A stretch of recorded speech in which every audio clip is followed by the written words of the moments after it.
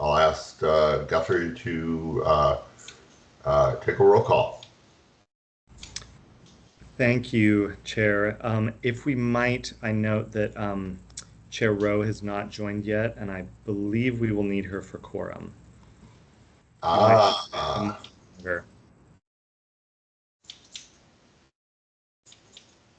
Okay, anybody know a good joke? I don't. I can't remember jokes. I'm terrible.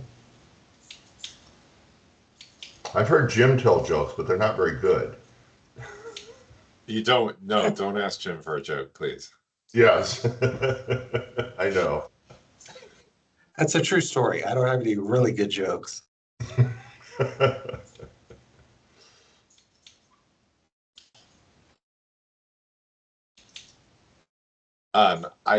Guthrie, we could probably get started even without a quorum. Yes. We just can't take any action, Guthrie, unless you understand it differently. Quite all right. I will now call roll. Mr. Chair, members of the subcommittee. Greg Heyman. Yes, present. Rukaya Adams. Sandy Rowe. Emily Simnett. Present. Richard Devlin. That is roll, Chair, and I will keep an eye to let you know as soon as we attain a quorum. Great, I appreciate that. Not many introductory comments, just a note that I think we have two items, one an action item today and the other, but they're both issues that have been, I think, on our table for quite some time working through, and I'm grateful for the people who are here to present that, and I look forward to it. Especially welcome our two community college presidents, President Weber and President Scari. Just thank you for, again, the work you've put into that item, and then also just being here to help us to understand that work. So with that, we have the agenda, again, is relatively short, but I think the first item is public comment. I'll ask Guthrie, do we have anybody signed up for public comment? We have no signups for public comment, Chair, and I will note Commissioner Rowe is now joined, and we have a quorum to take the action item 1.2. Great. Okay. The action item that we can now take up is approval of the June F&A meeting minutes. And I know that's a while back, but we haven't met in between. So I'll ask the members of the subcommittee if you have any corrections or with regards to the meeting minutes from June. Okay. Hearing none, I would ask for a motion to approve. Motion to approve. Thank you, Commissioner Simnett.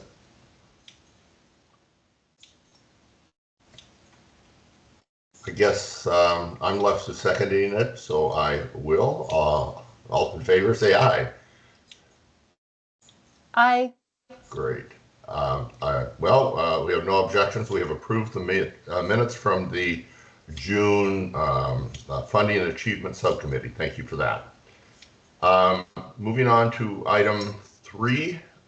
This is a presentation on the Community College Financial Conditions Report Framework, and we have a number of staff and also, again, 2 community college presidents here to help make that presentation. Welcome all of you. Do I turn it over to you, Jim, initially? Okay, here we go. Yes, Mr. Chair, thank you. I appreciate your time. Good afternoon, commissioners. For the record, my name is Jim Pinkard with the Office of Postsecondary Finance and Capital here at the HECC. And I'm going to give just a few minutes introductory commentary about what this work is, why we're doing it now, what recommendations we've made, and kind of where we go from here. And then joined by our 2 community college presidents who served on the work group to kind of provide additional context and framing around this work as it moves forward. But you may recall in the last couple of years through this subcommittee, we've been talking about financial monitoring work kind of in general as a way to illuminate the financial challenges faced by our public institutions, to identify systematic risks that exist, and to maintain an awareness of broader trends that can affect the finances of our institutions. And so last fall, around this same time in November, we talked about including the community colleges in the financial monitoring work that we already do as HECC staff. We have been publishing a report on the public universities for some time now. And so with that idea in mind of how to appropriately, responsibly include the community colleges in financial monitoring work, we earlier this spring created a work group to inform that question and join us in making a set of recommendations around how to do that. And so that's what these recommendations are. I did want to pause and pay tribute to the 9 members of the work group from 7 different community colleges, including a representative from the Oregon Community College Association, who participated in this work. In the appendix, you can read a little bit more about each meeting they had, what they discussed. It's important to note also that all 17 of the college presidents and the 17 business officers got involved in these conversations and were consulted at different points in time, made aware of this. And so a lot of people got involved in this work, and I appreciate their efforts. So we did have a collaborative work group to create these recommendations. On page 2 of your docket item, there are just four rather straightforward recommendations. I'll walk through them briefly. The first is to create a separate report for the colleges. And so we talked as a work group about the idea of, well, if you already have a report that speaks to the public universities, can we just include the colleges, or should we have 2 separate reports?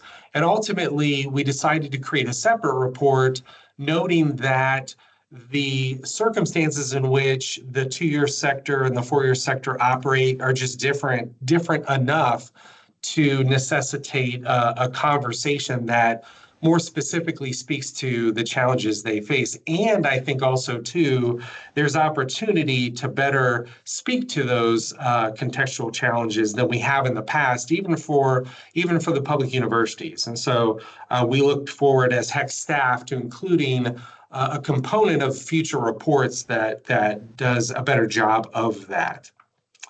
In terms of timing, we note that we're going to look in the future to publishing both reports around June timeframe. The timing was important not to intrude on local elections or local issues, and also too to provide the institutions a little more time to get the financial data together that we need to complete the report.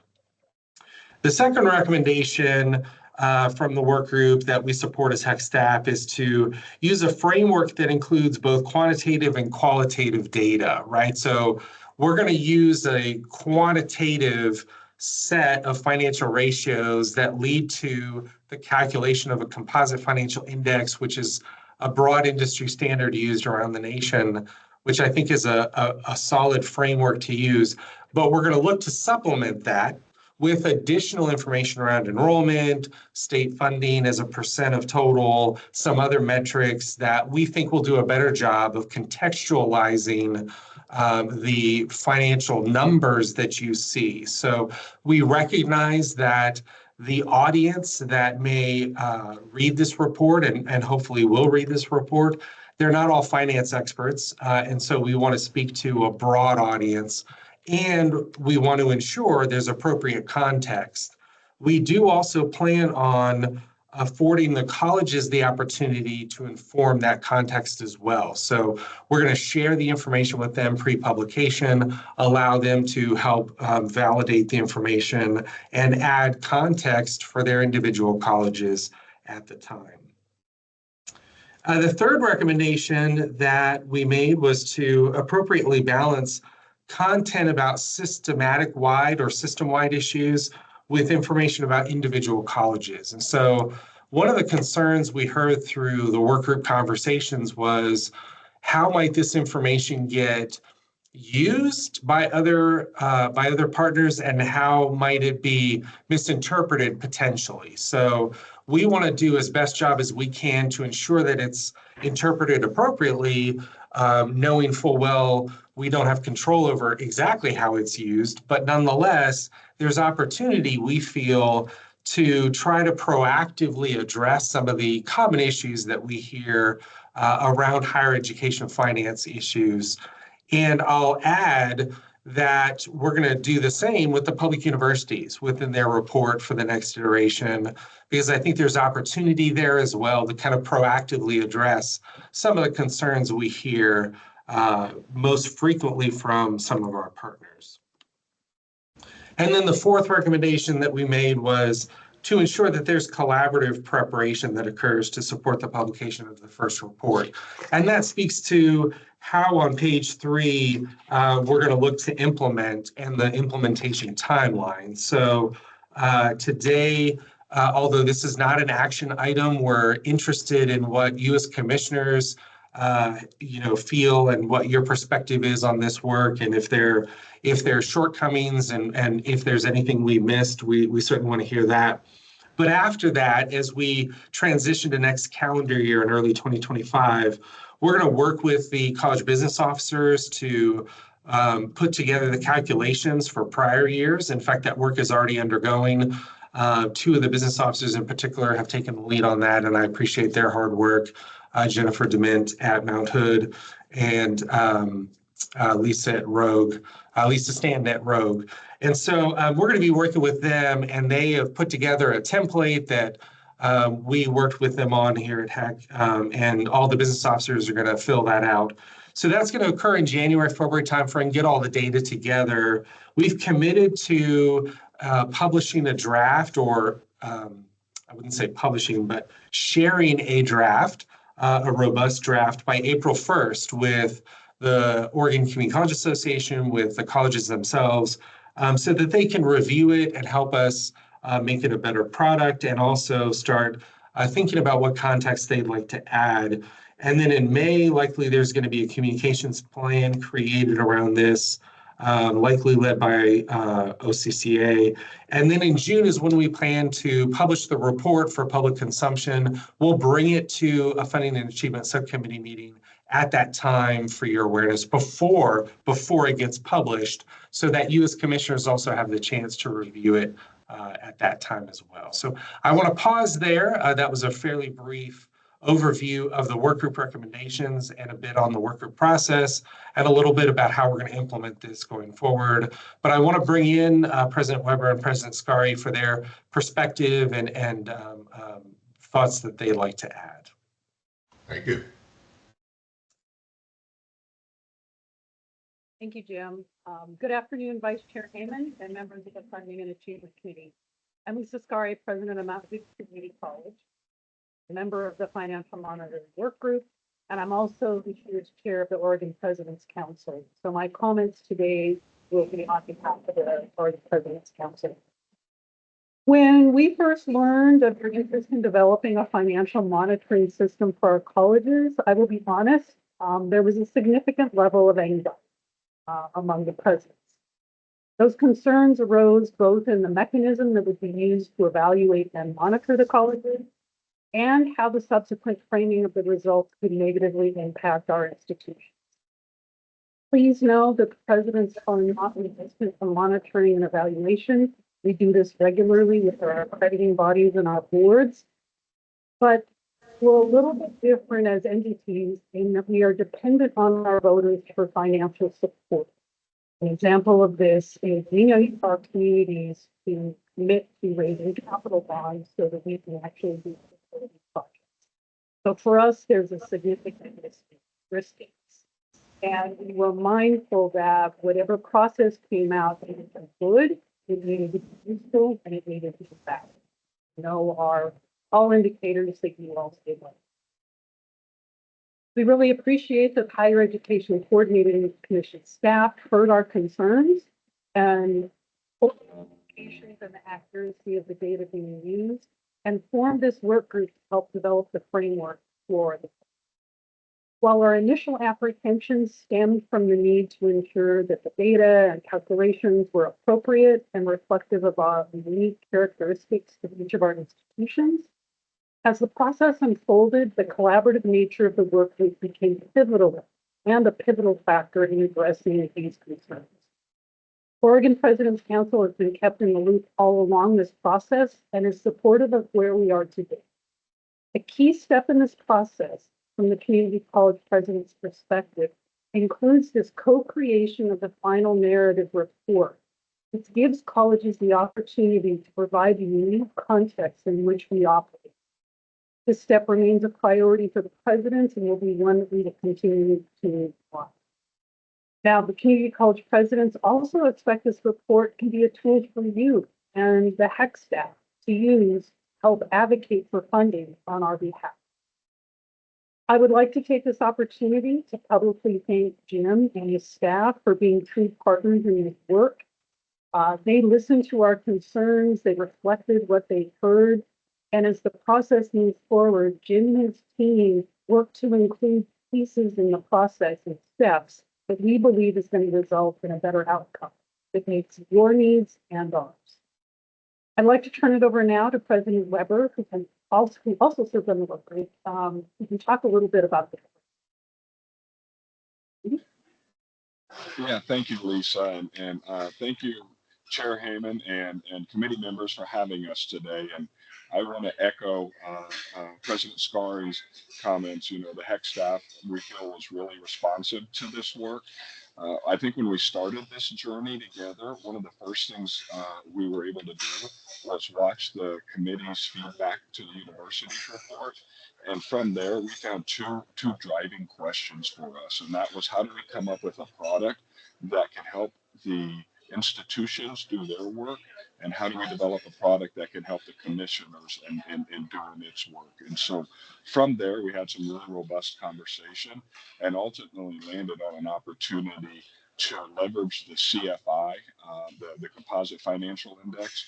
And the benefits we see from that are that there are some key ratios. It's a standard tool, and using that standard tool prevents us from having to say, what's the reserve ratio at a Portland, or reserve dollar amount at a Portland Community College, and what is it at Rogue, and how should I compare those two? And so the ratio is really designed to allow an observer to look at the tool and say, how well positioned is this institution to accomplish its mission? I will say I've used this tool in a past institution. It was one of the best presentations we had at the college, and it really allowed us to know how our financial position put us in a place to be able to invest toward our mission. So in doing this, we see the ability to do one of the things our creditors ask us to do is develop some peer comparative data that's critical to us, but to allow the commissioners then to be able to see and say, oh, hey, you know, let's look at the 17 schools. One of our fears is that without the right context, that this could be used to unintentionally rank the schools. This is school 1, this is school 13, etc. And what we think is more important, particularly when looking at the commission, is, in addition to saying, okay, do we have any unique schools that might be in a financial condition that we want to help them monitor and see where they're at? More so is to say, okay, we have 17 schools and they are collectively positioned well to accomplish their mission, or collectively, maybe there's some challenges and what might be contributing to that. We're excited about the opportunity to provide some context to it. For example, one of the things that might be seen in the report is reserve ratios that might be higher than we see at other institutions, particularly outside of Oregon, and the ability to provide context to that. One particular driver we're all aware of is the impact of our PERS liability and the importance of having reserves against that liability. And so a casual observer may look at that and say, wow, you've got a lot of money aside. Well, they don't understand that liability, and we can provide context to that now. One of the things, as you look at the numbers, that will become very evident is the volatility that's created through our current CCSF distribution formula, where we receive 5 payments in 1 year and 3 in the other. So our CFI scores year over year change pretty dramatically. And so one of the things that we're saying is you essentially have to look at a 2-year average score to really kind of figure out what that looks like. Consistently, we're not as high as the high, and consistently, we're probably not as low as the low because of the way the distribution works. It also allows us to look at things like the impact of one-time funding. You know, you'll see a jump in the ratio at many of the institutions as a result of the one-time funds from COVID, but then over time you start to see, you know, that dwindle. And so it really tells a story with numbers. I had somebody wise tell me many years ago, a good budget report always has more words than numbers. And so we're really looking at enthusiastically at being able to provide that support. But to President Scari's comments, one of the things that gave me optimism on this is, as she said, when we presented this last week to our colleagues, we had one comment, but many similar to this, that said, I entered this process apprehensively, but now I actually see it as a tool I'm going to be able to use at my institution. So we're eager to be able to do this, and we think that there's some value to it. And I think a key component to us, and probably the last comment I'll make before we open it up, if there are any questions or comments of Lisa and myself, is that we think it's really important for the report itself to include some of those drivers. Like, for example, we might see themes where, and this is an example, maybe reserve positions at institutions that have historically not been able to pass capital bonds are higher. And so that way, you know, one of the concerns we might have is that taken out of context, it's like, when this school is holding a higher reserve position, school X over school Y. Well, a school Y does not have to rely on reserves for capital as much because of their bond position. That's important to know, so that way their constituents aren't leveraging that in the wrong context. And so that's one of the many ways that we want to do it. And we appreciate the staff's flexibility to reporting or presenting the report in the summer. As Jim referenced, we wanted to make sure that it was done after, you know, May elections. You know, we thought that this coming out with the wrong narrative could negatively impact one of the distinct differences that we have with our universities, which is it is incumbent upon us to generate a lot of our own capital dollars, and a number of us do so through a public vote.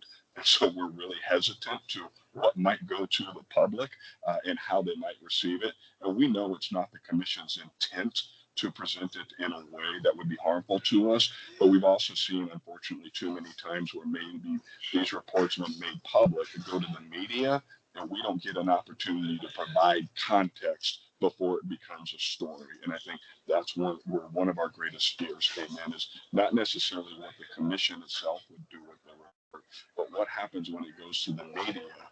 And we, who are really dependent upon public votes, are then now chasing the story after it's been produced. So I hope you understand that that's where some of our apprehension comes from, not from the desire to prevent transparency or anything like that. And I think I'll pause there, and hopefully we can answer any questions or comments that you have. Thanks, Jim and Presidents Weber and Scari. And I ask the commissioners if you have questions. I see Commissioner Rowe, if you have a question. I don't have a question, but just while President Scari and President Weber are being so generous and complimenting the staff and everyone else, I really want to add the commission's appreciation for the work that you two did on this, especially understandably starting from that point of apprehension, an understandable apprehension. And not just the quality that you put into this, and also the speed, thank you, Lord, with which you did it. It was good that we had the universities as a base, and you could look at that in the processes. And I know Jim and staff really helped sort of diminish your concerns, because you really are the owners of this process as we are adopting it. So I just appreciate, all of us appreciate so much what you did. We feel like with the two of you and your leadership experience, doing this on behalf of the state and your own organizations and the HECC that we kind of won the jackpot. And especially appreciate the consideration that you gave and helped us give to the different anomalies, things like the distribution formula and how that varies year to year, and of course, your particular local sensitivities. So we are grateful to have this, and we are well aware that we would not have had this good a product with the utility for you and the communities and other institutions and for us at the HECC without your commitment. So thank you very much. Thank you, Chair Rowe. Any other questions or comments from commissioners?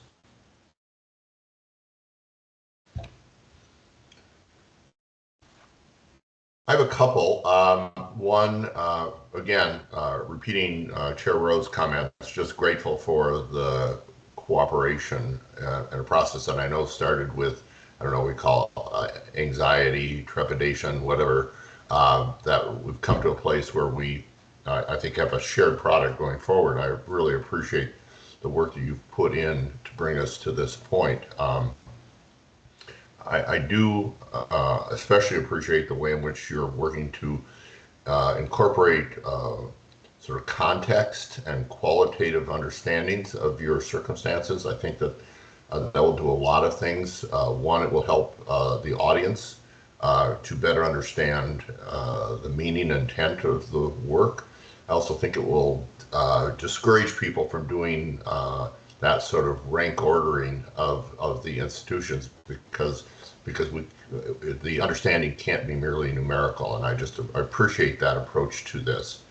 I think Randy, you perhaps especially, but going into this, I had a strong desire to see a product that the institutions themselves could see as useful, and I think you answered that that at the institutional level, this report will have utility and not just at the commission level. So I appreciate that, and I hope that we'll always keep that in mind as we move forward with this. My last is a question. We didn't cover this, but you have an implementation schedule, and I wanted to know a little bit about your confidence in meeting that schedule as we move forward. Any one of you. I think that there's confidence in putting the numbers together. I think where the question's coming up is how well can we put that narrative together? And so, for example, as was mentioned, Lisa and I are very fortunate to have amazing business officers who have helped build a template that their peers are using. So when we presented this to our colleagues, we already used 6 years worth of data from our institution. So that's already been done. The only new information for the report that will be required will be this current audit year, the current audit process's findings, and those will be in time. But to make this the most meaningful report, we want to take those narratives, and I think some of the stories that will become most compelling won't become as clear until we have some of those final numbers. So there's some narrative that we could build today based on what we already know, right? The volatility of the distribution formula. But we may see with another year's data where we're starting to see where schools were building a strong CFO and financial position starting to dwindle a little bit because that one-time funding is going away, and it'll take another year to tell some of that. So I think we'll have the numbers, and our hope is that the commission and staff will entertain a desire with us to continue to make the narrative an iterative process, right? So we understand that the commission expects a report that is absent advocacy and kind of clear and present facts. What we anticipate doing is then adding to it with the help of OCCA and the collective 17 schools, and using this, here's ways that we see advocacy and we would like to ask the commission to support us. So I think to compile the numbers were good. Hopefully we're all in agreement that the narrative will probably be expanded upon years 2 and 3 from what we developed this year.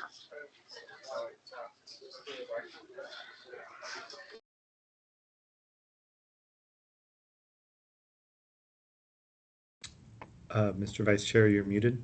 I thank you. Okay, thank you.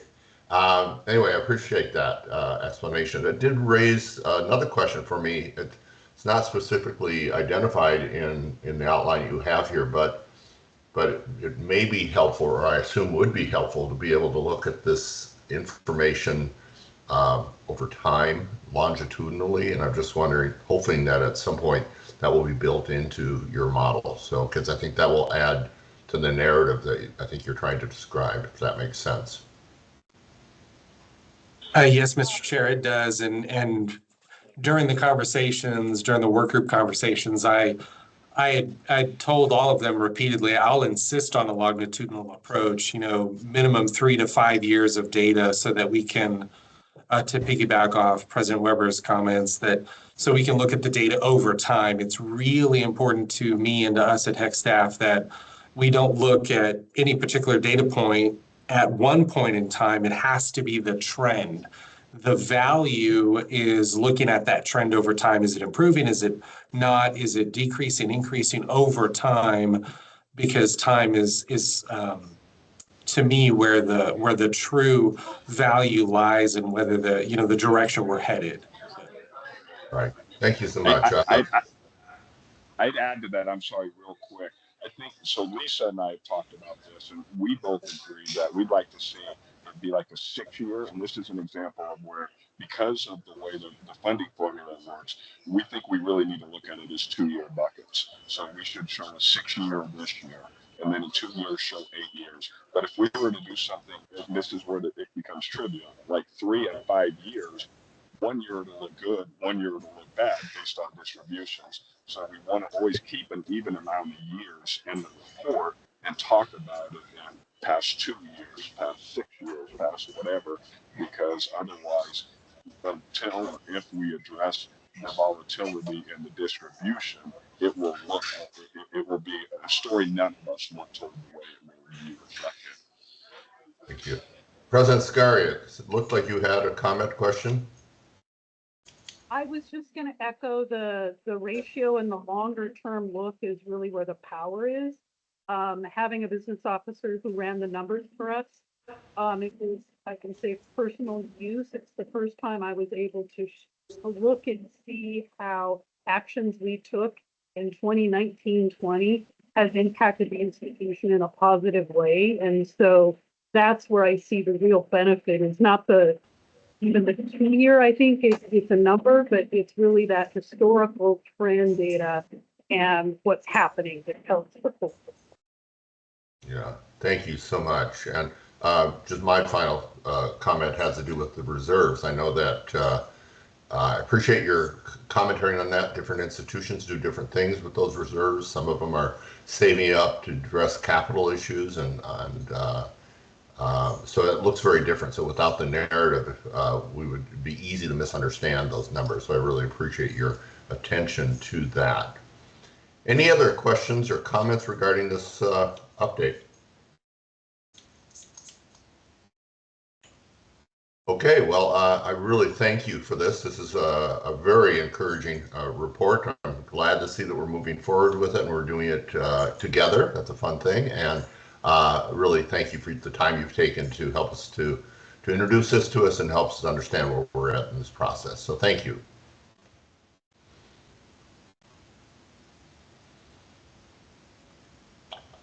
I believe we will then move on to item 4.0, which is a permanent rule amendment. And I think, Jim, you are going to introduce that to us. Yes, thank you, Mr. Chair. This is a brand new permanent rule.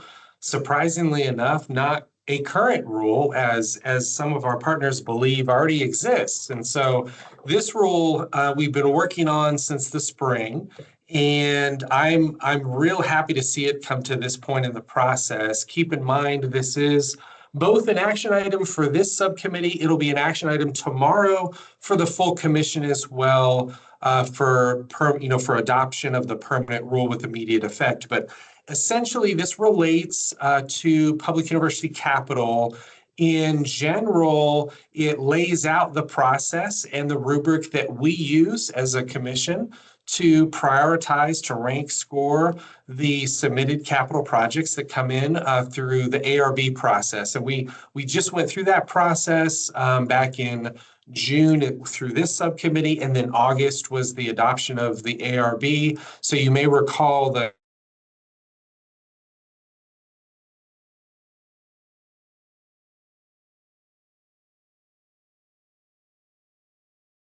Yeah, I think he froze, didn't he? Yeah, Jim, Jim, I don't know, Jim, if you can hear us, but we've lost you. It sounds like it's on your end. He may be disconnected and have to rejoin. I'll also send him a text. So hold tight, everybody. okay.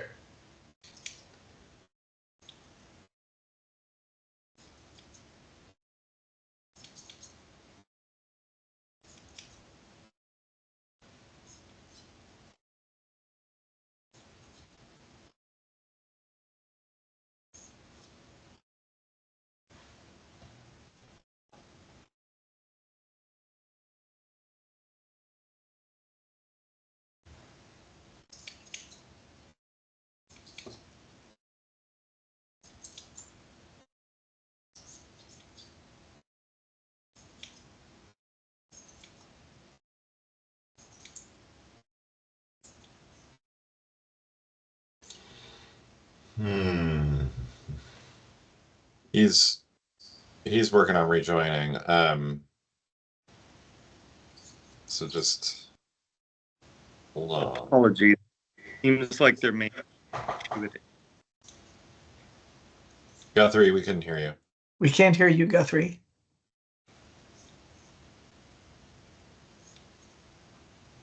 Can you hear me now? Yes. Yep. I lost connection as well. Did Jim? There may be an issue with the HECC building internet. Yeah, that if you're both in the office and you both lost connection, so we must have internet issues in the HECC office. I'll encourage Jim. I'll see if he can join through his cell phone and at least provide audio. Sounds like a good plan in the interim.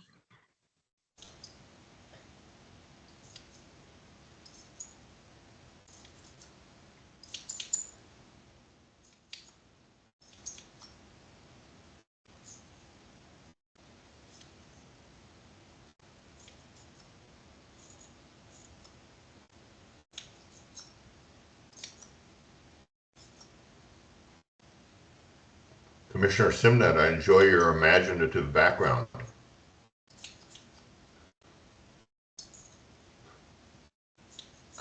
It's just a Teams something. Look, it's better than my messy house, which is what the real background is. We just got back in town, and it's not a pretty sight here. That was my question, was whether you were back in country. As of yesterday. Oh, wow. So, yeah, also a little jet lagged. A little, huh? But I'll be great by tomorrow. I'm sure. I'm sure. Perfect. You know. Thank you for even coming. Yeah. I saw Jim there for a second. Yes, we had Jim for a second. Oh, there he is. There he is. Yes, thank you. I'm going to turn my camera off because I'm joining via my cell phone because the internet here at our office building is down for some reason. So I don't know what good words you heard me say earlier, but I will pause to collect my thoughts and tell you that this rule relates to public university capital and has really three components. The first being the ARB process, the process I think you're familiar with, the process we use to develop the rank ordered list of projects for the agency request budget. We just went through that, of course, back in June with your adoption of the budget in August for the 25-27 legislative session. The rule also, though, speaks to emergency capital requests. We've had a few of them in the past, although not recently. It defines emergency and talks to the process related if an institution wanted to submit, if a public university wanted to submit a project for the emergency board to consider. It also speaks to the process in the interim. What happens if a public university wanted to submit a necessary project in one of the short sessions, like the upcoming or the even year sessions, one that we just had, for example. So we speak to that in the rule as well. And so with that, again, it's a permanent rule, and the docket item walks you through not only the capital principles, which serve as the foundation upon which this rule rests, it gives you a recap of the rule development process. We had internal coordinating conversations. We shared a pre-file draft rule with our partners over at the Oregon Department of Administrative Services, the Legislative Fiscal Office, and with staff at all 7 of the universities to review.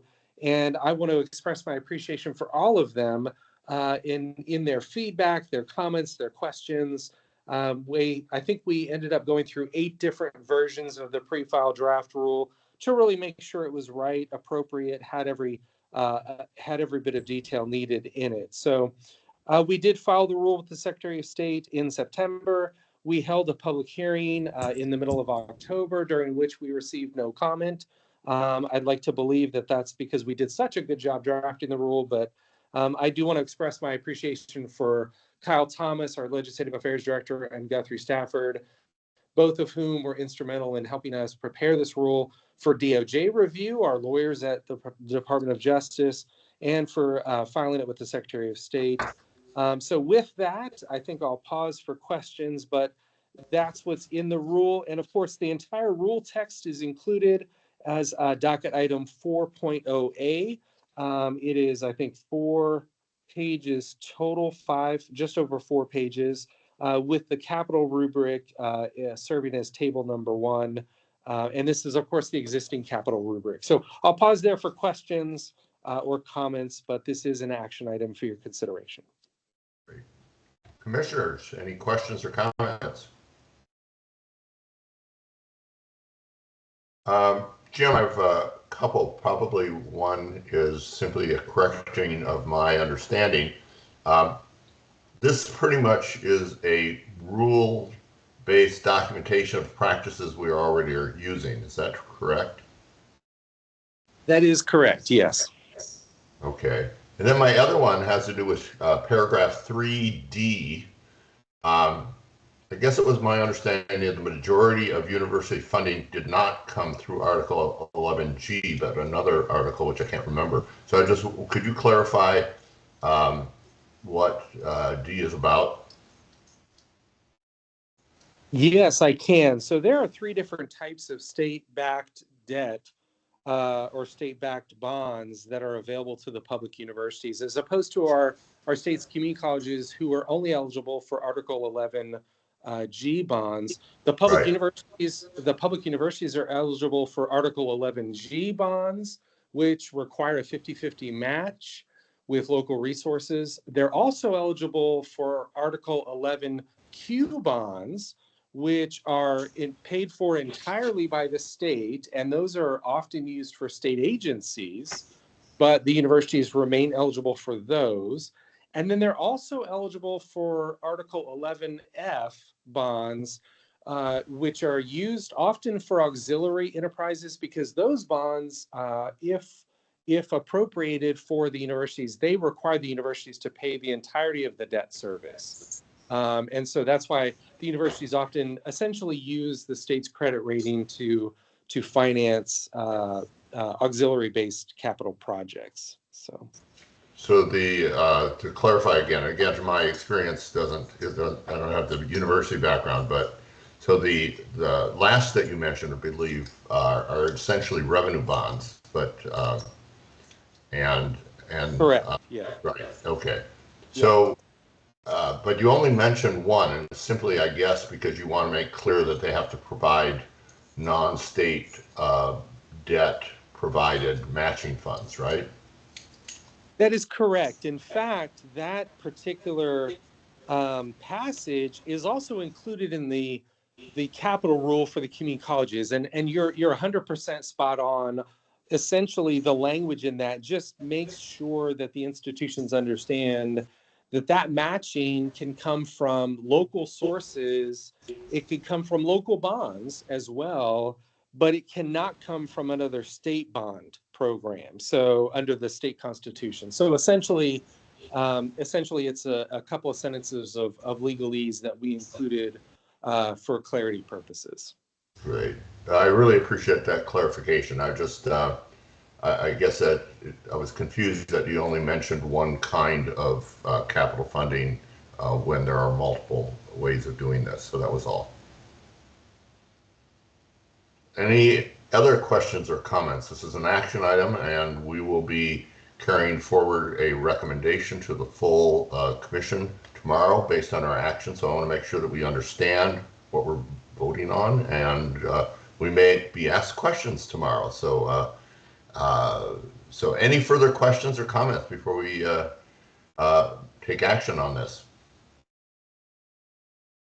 Great. Move to approve. Second. Okay, it's been moved and seconded. We will vote. All in favor of approving this and forwarding it to the full commission, say aye. Aye. Aye. Aye. We have approved that action item, and I will carry that forward to the full commission tomorrow with our recommendation. Anything else we need to be doing on this, Jim? No, sir, that's perfect. And I'll look forward to tomorrow's conversation. I'll be available for questions and comments as well. Thank you so much. Next item on our agenda is adjourn, but I just want to make sure if there are any other comments that either of our commissioners want to make before we do that. Hearing none, I will call this meeting to a close, and thank you for your presence and participation. See you tomorrow. Bye. See you tomorrow. Bye-bye.